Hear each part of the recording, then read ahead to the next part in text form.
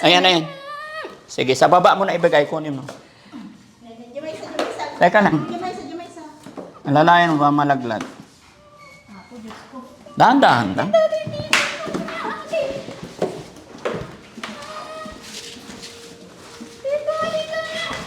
Teka lang.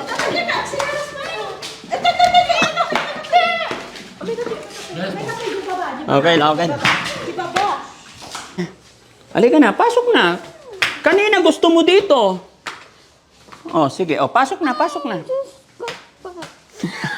Pasok na tayo. Kanina gusto mo dito.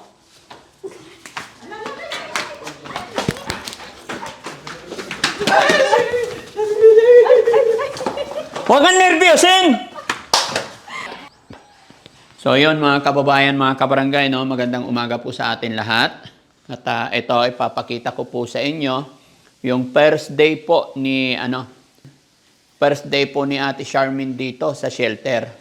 Bagamat kahapon lang siya dumating dito po muna siya nagpalipas ng gabi para na-monitor natin. No? Medyo maligalig, malikot, gaya ng nakita natin nung nandoon, nung bago natin kunin sa bahay nila, kasama ang kanyang tatay.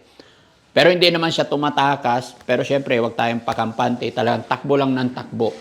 Hinahabol. Pero ganun po talaga.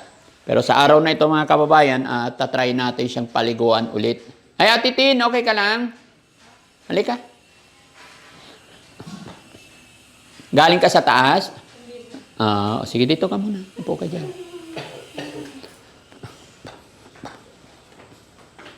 Ayan. Ganyan lang talaga siya mga kababayan hanggat hindi pa napapainom ng gamot yan. Pero unti-unti, pag nadala na natin sa bahay pagamutan kasi ginagawan pa ng schedule, nag-uusap pa kami ng kanyang magulang, although kasama rin po yung tatay niya na naghatid papunta rito. Pinakita natin sa tatay, sa pamilya, yung tirahan para hindi sila nag-aalala. Para alam nila yung sitwasyon, paglalagyan, magiging tirahan para kampante po sila.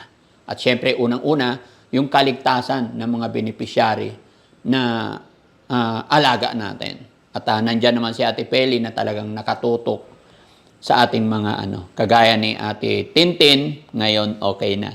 Naligo ka natin din. Everyday? Very good, ha? Tapos naghugas na rin ng pinggan. Tingnan mo si... Ha? Kaumpisa. Si Ate Charmaine, bago nating classmate. Ano masasabi mo sa kanya? Makulit. Makulit? Ba't mo nasabi makulit? Magulo siya. Ha? Magulo. Magulo siya. Pagpasensyaan mo na, ganyan talaga. Pero pagka mga ilang araw lang, gagaling na yan, no? Nakakausap mo ba siya? Hindi. Ayaw magsalita? Masungit. Masungit! Parang ganyan ka rin yata dati. Masungit ka rin dati. Sino masungit sa inyong dalawa noon? Ako. Ay, mas masungit ka. Naalala mo yung itsura mo noon? Opo. Pangit. Pangit. Ngayon maganda na. Very close na tayo ni Yaya, no? Opo. Naka-text mo na ba yung family mo doon? Opo, tinext ko lang po. Kumusta naman ang cellphone mo? Okay lang po. Okay naman. Ingatan mo, ha? Opo. Hindi ka naman naboboard dito. Hindi po. Salamat sa Panginoon kasi okay ka na, unti-unti na. Pero patagalin pa natin para walang maging problema, ha? Yan. At sunod nating aalagaan si Ate Charmaine naman. Pag-pray din natin, no? So, papaliguan natin siya mga kababayan, mga kabarangay. And then, kumain na ba siya? Yeah, dito ba? Kumain na ba siya? Patikim-tikim lang siya, sir. Yung itlog kanina. Yes po. Tsaka talagang mahirap siyang pakainin mga kababayan. Pero pag tinutukan mo, pinukusan mo talaga. Although yun talaga yung nararapat. Pupukusan sila, tututukan. Dahil nga po, hindi nila alam yung kanilang ginagawa. So, Charmaine, halika. Charmaine, halika. May sasabihin ako. Ayan, takbo lang ng takbo yan. No? Pero hindi naman siya naninira or what. Basta yun lang. Iba lang yung isip niya. Ate Charmaine, maligo kayo ha. Liguan ka ni Ate Peli, ha? Para mabango. Ha? Para maging okay na. After that, iinom na tayo ng gamot pag nadalak na kita sa pagamutan. Ha? Para makasama mo na yung anak mo. Kawawa yung tatay mo eh. Ha? Okay? Tulungan mo ang sarili mo, anak, ha? Andito ka sa amin para tulungan ka namin. Na? Tutulungan tayo ng Panginoon, ha? Wag kang mawala ng pag-asa. Bata ka pa? Ito yung simula ng araw mo dito sa shelter. Kasama mo kami. Family mo kami. Ha? O, wag kang matatakot sa amin, ha? Ha, Charmaine? Ate Charmaine, maliligo ka, ha? Saan galing itong mga bangle na naman niya? Diyan po, sa gamit ko. Kinuha niya. Huwag niyo siyang hahayaan makakuha ng mga ganito na may matatalas na bagay. Bawal po yan, ha? Tanggalin natin to, Charmaine. Bawal to sa'yo. Bawal to, ha? Okay. Bawal. Bawal yung mga matatalas na bagay. Okay. Okay, no. Ito lang. Nakita na niyo. Nakita na. O, mamaya tatanggalin natin. Tandaan nyo, bawal yung mga matatalas. Pwede nila ikasugat. Okay. Bawal. Sige. Ha? Bawal yung mga matatalas. Ha? Okay, very good. Appear na. Appear tayo, ha? Para friend tayo. Sige na, appear tayo. Ayan. Tara, ate. Dalhin natin sa taas. Punta tayo sa taas, ha? Suot mo yung slippers mo. Slippers ka muna para hindi madumi. Ayan. Alalayan mo, ate. Ikaw. Oo. Yehey. Sa taas. Ayan. Dito kasi mga kababayan, ito yung ginawa talaga natin na tirahan nila para safety sila.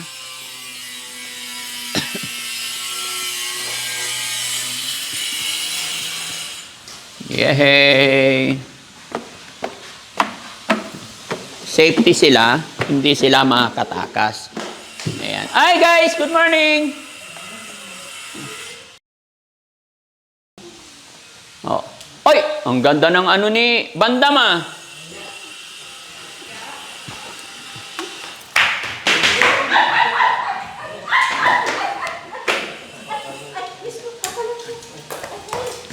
Okay lang yan. Relax lang.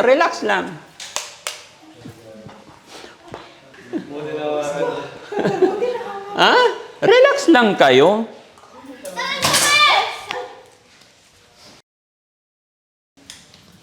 Ayan. Diyan ka lang. Hayaan nyo lang.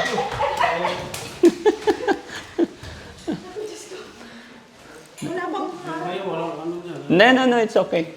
Relax lang kayo. So, sets ko lang yung ilaw.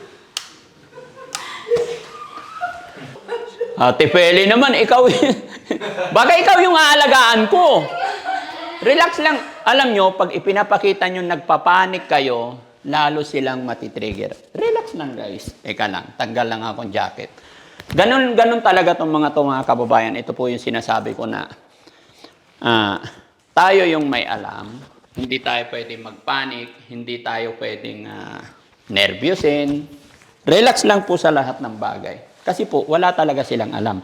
Kaya ito yung sinasabi ko na, gumawa po ako ng shelter. Nagtataka nga po yung mga kapitbahay, ano daw meron dito, bakit mataas ang pader. Kasi yung isip po nila, hindi nila alam kung saan sila mapapahamak. Kaya kailangan talaga na may bantay, naka-close. Kasi pagka walang gate yan, sa kalsada pa lang, biglang tatawid kung nasagasaan. Kaya naka-ready po tayo sa lahat ng bagay. Sa lahat ng mga nare-rescue natin mga kababayan, mga kabarangay, magkakaiba po talaga yan ng mga attitude, behavior, ika nga. No? Pero once na napainom na natin yan ng gamot, magiging kalma na yan. Kung mapapansin niyo, ito bagong ligo na sila. Si Kuya Oliver, iba yung attitude niya. Pati si JR. Si Bandam din, ibang-iba rin yung attitude niyan. Iba, pero nung napainom ko na ng gamot si Bandam, medyo tahimik na. Kampante na siya. Yan. Basta pakainin mo lang ng pakainin. Dati mga kababayan, ito, malikot din to masyado. Bulol na bulol. Pero ngayon, unti-unti na yung bulol niya. Kasi napapainom na rin ng gamot. Nainom mo na yung gamot mo? Diretso yung salita ko eh. Diretso Hindi na. ako bulol. Kaya, nakainom ka na ng gamot mo. Minsan hindi. Minsan hindi. Bakit minsan hindi? Ah, Oh. Boss JB, dito ka. Ha? Ba't di ka uminom ng gamot? Dapat inom ka laging gamot. damot, Oo. parang minsan lang. Oo. Araw-araw ha, para diretso na yung dila mo. Para hindi ako bulol. Para diretso yung salita ko. Oo. O ate, may gamit ka na? Paliguan na natin? Okay. So, eto mga kababayan, nakita nyo medyo delikado. Delikado po pag dito kasi hindi pa napapainom ng gamot. Pero itong mga kasama natin, dito na sila nakatira. Pero si ate Charmaine siguro pag natapos paliguan, ibaba, doon na lang muna sa'yo. Hanggat hindi napapainom. Ito yung pinaka-iingatan natin mga kababayan, mga kabarangay. First day po niya. Kaya nangangapa pa kami. Pero makikita naman yung sitwasyon na hindi siya po pwede. Pero ang mangyayari talaga dyan mga kababayan, huwag po kayo mag-alala. Kasi pag totally natapos na, dito sila sa baba. Di ba? Kaya lang dito ko sila pinwesto kasi ito yung unang natapos. Medyo masikip na kami doon sa una naming tinitirhan. Kaya nilalagay ko sila rito. Pero ngayon, na malapit naman ng matapos sa baba, doon sila sa baba. Ha? Okay? Sige ate, puntahan mo na siya. Paliguan mo siya. Ingat kayo, ha? Okay. Dito na lang muna yung damit. No? Ay, Charmaine, dito ka lang na. Dito ka lang. Dito ka. Maliligo ka. Maliligo ka, ha? Huwag kang matakot sa amin. Pagkatapos maligo, ayan. Oo, sige. Ay, gusto niya ipasok. Hindi ako pwedeng pumasok. Hindi ako pwedeng pumasok. Alalayan nyo, ha? Still open lang yung door. Iyon. Hayaan lang muna natin paliguan ni Yaya, mga kababayan. Medyo makulit pa siya, mga kababayan. Talagang clumsy pa si Ate Charmaine. Pero gaya ng sinabi ko, mas clumsy pa yung mga boys. Clumsy lang siya, mabilis lang siya tumakbo, pero mahina siya. Unlike sa mga boys na nare-rescue natin, kailangan medyo may puwersa. Pero once na nadala natin sa bahay pagamutan yan, mga kababayan, kakalma at makukontrol na po ang mga yan. Huwag po kayong mag-alala, mga kababayan. Kaya na aking sinabi, may schedule po kami, hinihintay lang natin yung araw. Kaya dinala na dito, para pag dumating yung araw, is makakaalis ka agad. Kasi napakahirap doon sa sitwasyon ng kanyang pamilya dahil hindi nila kayang paliguan. Kumbaga, ang nasusunod po is si Charmaine. Hindi nasusunod yung tatay kasi matanda na yung tatay. Nakita nyo yung sitwasyon, talagang napakahirap, napakadelikado. Possible na magkakaproblema pag hindi ka talaga maingat sa mga ganitong mga sitwasyon. No? Pero ganun pa man, masaya ako kasi nakakagawa tayo ng mga bagay-bagay na ganito. Nakakatulong tayo. So sana mga kababayan, hindi po kayo magsawa. Abangan niyo po ang pagtapos pagligo ni Ate Feli kay Charmaine. Okay? Hindi. Sandali lang.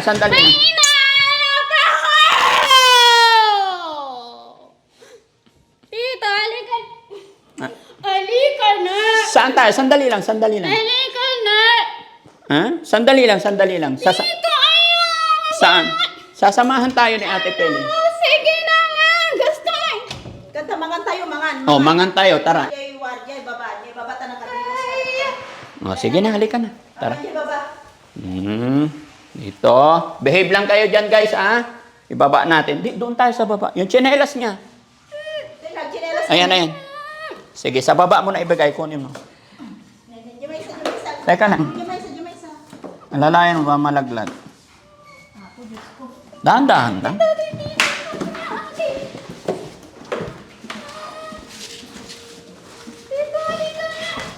Teka lang.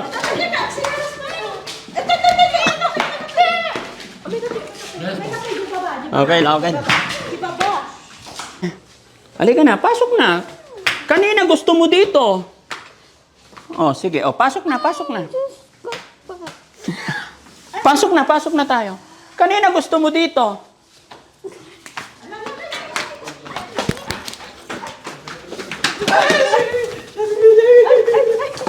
Huwag kang nervyosin! Ayan. Lalo siyang ano. Ayan. Sige, paupuin mo dyan. Oh, sige lang. Ngayon lang tayo na. Ha? Ngayon lang tayo nakapag-duwal-duwal. Wala problema yan. Ready mo na ang ano? Ready ka ng pagkain niya. Pakainin natin. Yun na, huwag na iiyak.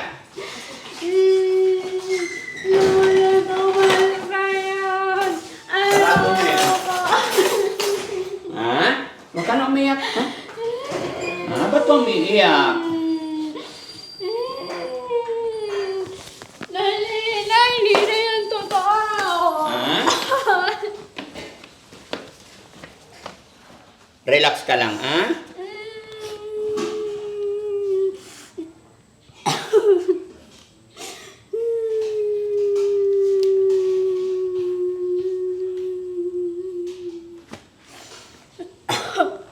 Hindi na. Oh, presko na siya, nakaligo na. Di ba? Ganito po kahirap yung attitude niya mga kababayan. Kaya pala hindi kayang paliguan ni tatay, hindi kayang paliguan ng kanyang mga anak. Kasi malakas po siya na ano, ganyan, takbo ng takbo. Sige, na ako. Kakain ka na. Sige, kain ka na. Marunong ka na magsandok sarili mo? O sige, kain ka na rin. Ayan. Dalhin mo siya rito. Anong ginagawa niya?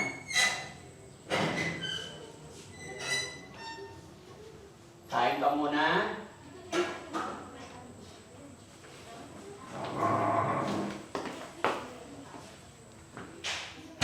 O, kaya subuhan mo na lang muna dyan.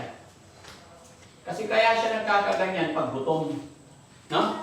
Pag walang laman yung tiyan nila, tapos walang tulog. Kakain yan mamaya, sir.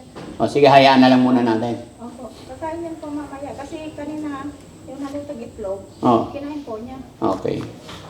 O, Charmaine, iwan muna kita dyan, ha? Okay, hintayin natin yung schedule mo. Huwag kang mag-alala, magiging okay rin ang lahat, no? Okay, sige. Pinagod ako ni Charmaine, ha?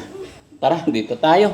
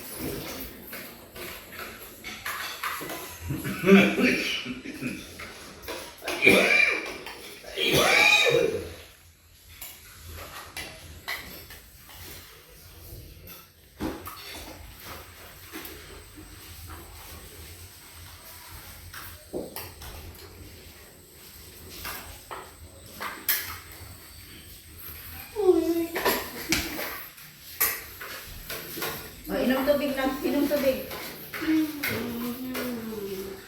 Inom ka tubig lang. Ito, baso mo. Dali. O. Ito. Inom.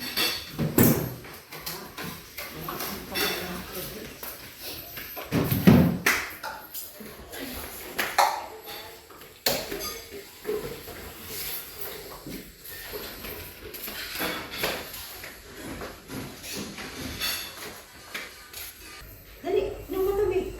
Sige na. Ubusin mo. Lahat, ubus. Lahat. Inom. Very good.